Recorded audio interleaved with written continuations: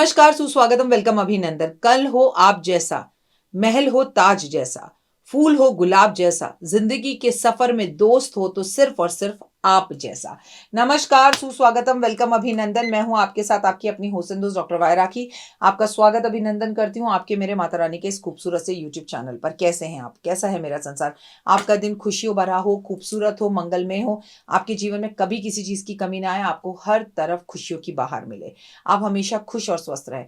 मेरे संसार के अंदर लाइफ में खुशियां ही खुशियां हो, लेकिन हम महाशिवरात्रि की एक सीरीज चला रहे हैं जहां हम शिव के बारे में भरपूर आपसे बातें कर रहे हैं। चलिए, कार्यक्रम की शुरुआत हमेशा की तरह बिलीव इन कर्मा।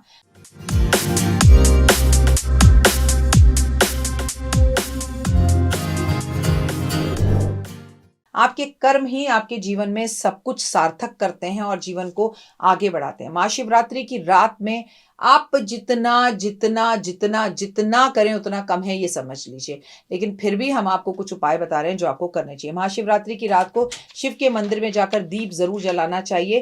कहते हैं पहले जमाने में दीप सबसे पहले चोर के रूप में किसने, कुबेर देवता ने जलाया था। वो मंदिर में चोरी करने गया था, और जब वो मंदिर में चोरी करने गया तो चोरी करते करते उसके मन में ये लालच आया कि बड़ा अंधेरा हो रहा है और अंधेरे में मैं कोई भी चीज चोरी नहीं कर पा रहा, तो मैं क्या करूं। तो उसने क्या किया, अपनी कमीज जो पहनी हुई थी उसको फाड़ कर उसका एक दीपक जला दिया, और उस दीपक से रोशनी से उसने चोरी करने के लिए शिवलिंग के ऊपर ही खड़ा हो गया। भगवान भोलेनाथ इतने प्रसन्न हुए कि अपने कपड़ों से इसने मेरी शिवरात्रि वाले दिन मेरे मंदिर में दिया जलाया, जा चोरी का काम छोड़ और आज से तू जो है ना, धन का कोषाधिकारी बन जा और कुबेर बन जा। तो कुबेर देवता इस तरह से कुबेर देवता बने थे। इसलिए दिवाली वाली रात को 1, 2, 15, 108, 11 या कम से कम 8 दिए जलाना आपको मंदिर में अनिवार्य है। अपने घर के मंदिर में भी और सामाजिक तौर के मंदिर में भी जो शिवरात्रि पर दिया जलाता है ओए होए, वो जीवन में सब कुछ पाता है। महाशिवरात्रि में अपने घर में छोटा सा शिवलिंग लेकर जरूर आए, अगर अभी तक आपके घर में शिवलिंग नहीं है। और अगर आपके घर में शिवलिंग है तो उसे शुद्ध जल से धोएं, पंचामृत से धोएं। महाशिवरात्रि के दिन आप जितनी मर्जी सुबह पूजा कर लें, मगर हम कहते हैं महाशिवरात्रि, हम रात्रि की बात करते हैं, तो रात्रि में पूजा का होना अनिवार्य है। पंचामृत, दूध, दही, शहद, चीनी, घी से भगवान का अभिषेक करें। गंगा जल से करें, और गुलाब जल से करें, और फूलों से करें, और रंगों से करें, और फलों के रस से करें, और गन्ने के रस से करें, ये अनिवार्य है। उसके बाद पूरे तरह से दूल्हा बनाकर सजा के अपने घर के शिवलिंग को आप एक चांदी की प्लेट में या प्लास्टिक की प्लेट में या स्टील की प्लेट में स्थापित कर सकते हैं। आपके घर में अगर शिवरात्रि वाले दिन स्वाटिक का शिवलिंग आए और आप उसकी पूजा करें, तो इससे फायदा क्या होता है, आपके घर में धन बहुत आता है। लेकिन अगर आपके घर में पहले से शिवलिंग है तो आपको कोई और शिवलिंग लाकर रखने की जरूरत नहीं है। एक शिवलिंग इज मोर देन इनफ, उसकी ही पूजा कीजिए। रात्रि के पहर में शिव जी को सच्चे मन से ध्याएं और ओम नमः शिवाय का रात्रि में जाकर जाप करें। संभवतः हो सके तो पूरी रात जाप करें, नहीं तो कम से कम 108 बार जाप जरूर करें। नौकरी और व्यापार में आ रही परेशानियां दूर होंगी। जो लोग शिवरात्रि की रात पूरी रात जागकर पूजा करते हैं उन्हें जीवन में सब कुछ मिलता है। शिवरात्रि पर हनुमान चालीसा का पाठ जरूर करना है, ऐसा करने से आपका कर्जा उतरेगा, क्योंकि जो लोग फ्राइडे वाले दिन हनुमान जी की पूजा करते हैं उनका कर्जा उतरता है। आपको याद होगा कि मैंने आपको शुक्रवार के शुक्रवार बोला हुआ है कि 800 ग्राम गाजर आप हनुमान जी के मंदिर में अर्पण करें। इससे अगर आपका करोड़ों का भी कर्जा है तो वो उतर जाएगा। बहुत से लोग कर भी रहे हैं और बहुत से लोगों का कर्जा उतरा भी है। मैं आपको बता दूं, जो लोग इस उपाय को महाशिवरात्रि की रात को करेंगे कि 800 ग्राम गाजर आप हनुमान जी के मंदिर में रखकर आए, अपने घर में सुंदरकांड का पाठ करें, हनुमान जी को तुलसी अर्पण करें, शुक्रवार का दिन है, तो उनका कर्जा इस वर्ष बड़ी चमत्कारी रूप से उतरेगा। मैं कहूंगी कि इस दिन सुहागन महिलाओं को सुहाग का सारा सामान किसी विवाहित जोड़े को घर में शिव और पार्वती के रूप में बुलाना चाहिए। उन्हें भोजन कराना चाहिए, उन्हें सामान देना चाहिए, उन्हें सगन देना चाहिए, उनके पैर छूकर आशीर्वाद लेना चाहिए। अगर आपके घर में शिवरात्रि वाली रात को कोई डिनर करने आ जाता है और पति पत्नी के रूप में होते हैं और सज सवर कर 16 श्रृंगार करके आते हैं और आप उनकी बड़ी सेवा करते हैं शिव और पार्वती के रूप में, तो इससे बेहतर तो शिवरात्रि की रात में किए जाने वाला कोई उपाय नहीं है। ये उपाय एक बेहतरीन उपाय है, इसे जरूर करें। महाशिवरात्रि की रात में जरूरतमंद किसी भी व्यक्ति को अनाज दें, हो सके तो कंबल दें, हो सके तो काले तिल दें गरीबों के लिए, और कोई भी मदद काम जरूर करें। अगर किसी को मेडिसिन की जरूरत है तो मेडिसिन दे, कोई बच्चा पढ़ रहा है तो उसे कॉपी किताबें रात्रि में जरूर दिलाएं। महाशिवरात्रि की रात में बेल के पेड़ की पूजा अनिवार्य तौर पे करें। रात का मतलब है शाम जब 6-7 बज रहे हो तब करें।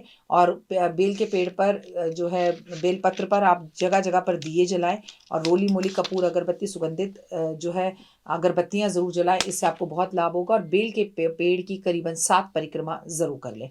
दान करने, ये याद रखिए, महालक्ष्मी जी की इस दिन विशेष रूप से पूजा होगी क्योंकि इस दिन शुक्रवार है। और अपने जीवन में सुख सुविधाओं को पाने के लिए इस रात्रि में आप हवन कर सकते हैं। इस रात्रि में आप महाशिवरात्रि में लक्ष्मी जी को प्रसन्न करने के लिए लक्ष्मी सहस्त्र नाम का पाठ कर सकते हैं और पूरी रात्रि जागकर ओम महालक्ष्मी नमः के जाप कर सकते हैं। रात्रि जागरण करने से पहले शाम को स्नान वगैरह करके शुद्ध कपड़े धारण कर लीजिएगा। रात में शिव के भक्तों को सोना नहीं चाहिए और शिव जी की प्रतिमा के चारों तरफ बैठ के, तस्वीरों के सामने बैठकर आपको उनका ध्यान करना चाहिए। पूजा पाठ, आराधना, अर्चना और मंत्र जाप करना चाहिए। अगर आपके अंदर क्षमता हो तो अगले दिन शिव जी का अभिषेक सुबह जल से कर उसके बाद ही भोजन ग्रहण करना चाहिए। अगर इतना संभव ना हो सके तो जितना आप करना चाहें उतना जरूर करें।